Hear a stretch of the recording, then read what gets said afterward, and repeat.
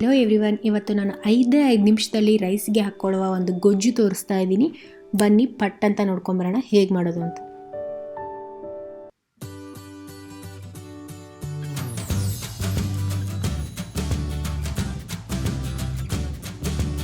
ಇದು ಉದ್ದಿನ ಬೇಳೆ ಉರದ್ ದಾಲು. ಇದು 4 ಟೇಬಲ್ ಸ್ಪೂನ್ ತೊಗೊಂಡಿದ್ದೀನಿ. ಏನು ರೋಸ್ಟ್ ಏನೂ ಮಾಡಿಲ್ಲ, ಡೈರೆಕ್ಟಾಗಿ ಹಾಗೆ ಹಾಕ್ಕೊಂಡ್ಬಿಟ್ಟು ಇದನ್ನು ಗ್ರೈಂಡ್ ಮಾಡ್ಕೊಬೇಕು. ಇವಾಗ ನೈಸಾಗಿ ಗ್ರೈಂಡ್ ಮಾಡ್ಕೊಬೇಕು. ನೋಡಿ 4 ಟೇಬಲ್ ಸ್ಪೂನ್ ಇದೆ. ಅದಕ್ಕೂ ಮುಂಚೆ ನೀವು ನನ್ನ ಚಾನಲ್ಗೆ ಸಬ್ಸ್ಕ್ರೈಬ್ ಆಗಿಲ್ಲ ಅಂದರೆ ಸಬ್ಸ್ಕ್ರೈಬ್ ಆಗಿ, ಅದ್ರ ಪಕ್ಕದಲ್ಲಿರೋ ಬೆಲ್ ಬಟನ್ ಕ್ಲಿಕ್ ಮಾಡಿಬಿಟ್ಟು ಆಲ್ ಅಂತ ಸೆಲೆಕ್ಟ್ ಮಾಡಿ. ಗ್ರೈಂಡ್ ಆ ಕಡೆ ಆಗ್ತಾ ಇರುತ್ತೆ, ಈ ಕಡೆ ನಾವು ಇವಾಗ ಒಗ್ಗರಣೆ ಮಾಡ್ಕೊಳ್ಳೋಣ. ಇಲ್ಲಿ 3 ಟೇಬಲ್ ಸ್ಪೂನ್ ಎಣ್ಣೆ ಹಾಕಿದ್ದೀನಿ ನಾನು. ಎಣ್ಣೆ ಸ್ವಲ್ಪ ಕಾದ ಮೇಲೆ ಇದಕ್ಕೆ ಶುಂಠಿ, ತುರಿದಿರೋ ಶುಂಠಿ ಮತ್ತು 1 ಹಸಿಮೆಣಸಿನ್ಕಾಯಿ ಹಾಕ್ತಾಯಿದ್ದೀನಿ. ಇಲ್ಲಿ ನೀವು ಹಸಿಮೆಣಸು ನಿಮ್ಮ ಖಾರಕ್ಕೆ ತಕ್ಕಂತೆ ಹಾಕ್ಕೊಬೋದು. ನಿಮ್ಗೆ ಜಾಸ್ತಿ ಖಾರ ಬೇಕು ಅಂದರೆ ನೀವು ಇನ್ನೂ ಜಾಸ್ತಿನೂ ಹಾಕ್ಕೊಬೋದು.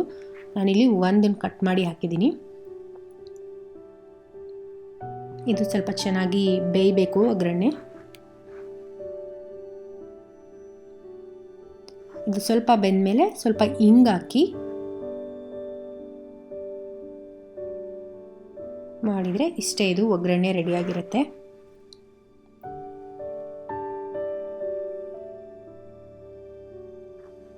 ಶುಂಠಿ ಸ್ವಲ್ಪ ಹಸಿ ಶುಂಠಿ ಹಾಕಿರೋದ್ರಿಂದ ನಾವು ಸ್ವಲ್ಪ ಟೈಮ್ ತಗೊಳುತ್ತೆ ಒಗ್ಗರಣೆಯಲ್ಲಿ ಚೆನ್ನಾಗಿ ಫ್ರೈ ಆಗೋಕ್ಕೆ. ಸೊ ಸ್ವಲ್ಪ ಚೆನ್ನಾಗಿ ಫ್ರೈ ಮಾಡ್ಕೊಳ್ಳಿ, ಆವಾಗ ಅದ್ರ ಫ್ಲೇವರ್ ಚೆನ್ನಾಗಿ ಬರುತ್ತೆ. ಇಷ್ಟೇ, ಇದು ಇವಾಗ ರೆಡಿಯಾಗಿದೆ. ಈ ಕಡೆ ನೋಡಿ ಉದ್ದಿನಬೇಳೆನ ಪೌಡ್ರ್ ಮಾಡ್ಕೊಂಡಿದ್ದೀನಿ. ಉದ್ದಿನಬೇಳೆ ಪೌಡ್ರ್ ರೆಡಿಯಾಗಿದೆ. ಈ ಥರ ಸ್ಮೂತಾಗಿ ಪೌಡ್ರಾಗಿರಬೇಕು. ಇದು 1 ಕಪ್ ಬಟರ್ ಮಿಲ್ಕು, ಅಂದರೆ ಮಜ್ಜಿಗೆ. ಬೆಣ್ಣೆ ತೆಗೆದಾಗ ನಿಮಗೇನು ಮಜ್ಜಿಗೆ ಬರುತ್ತಲ್ವ, ಆ ಮಜ್ಜಿಗೆ. ಇದು ತುಂಬ ತೆಳುಗಿರಬಾರ್ದು, ಸ್ವಲ್ಪ ದಪ್ಪ ಇರಬೇಕು. ನೀವು ನೀರೇನು ಮಿಕ್ಸ್ ಮಾಡ್ಕೊಳ್ಳೋಕೆ ಹೋಗಬೇಡಿ. ನೋಡಿ ನಾನು ತೋರಿಸ್ತಾ ಇದ್ದೀನಲ್ಲ, ಅಷ್ಟು ದಪ್ಪ ಇರಬೇಕಿದು. ದಪ್ಪ ಇದ್ದಷ್ಟು ಟೇಸ್ಟ್ ಚೆನ್ನಾಗಿ ಬರುತ್ತೆ. ನೀರಾಗಿದ್ದರೆ ಅದ್ರ ಟೇಸ್ಟು ಅಷ್ಟೊಂದು ಚೆನ್ನಾಗಿ ಬರಲ್ಲ. ನೋಡಿ ಇಷ್ಟು ತಿಕ್ಕಾಗಿರಬೇಕಿದು.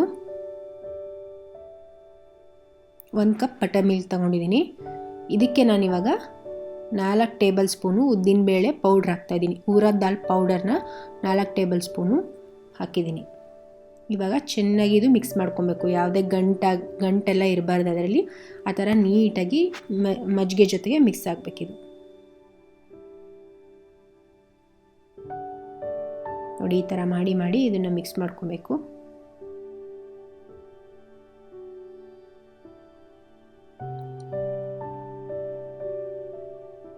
ಹಾಗೆ ಇನ್ನೂ ನನ್ನ ಚಾನಲ್ಗೆ ಸಬ್ಸ್ಕ್ರೈಬ್ ಆಗಿಲ್ಲ ಅಂದರೆ ಸಬ್ಸ್ಕ್ರೈಬ್ ಆಗಿ ಬೆಲ್ ಬಟನ್ ಪ್ರೆಸ್ ಮಾಡಿ.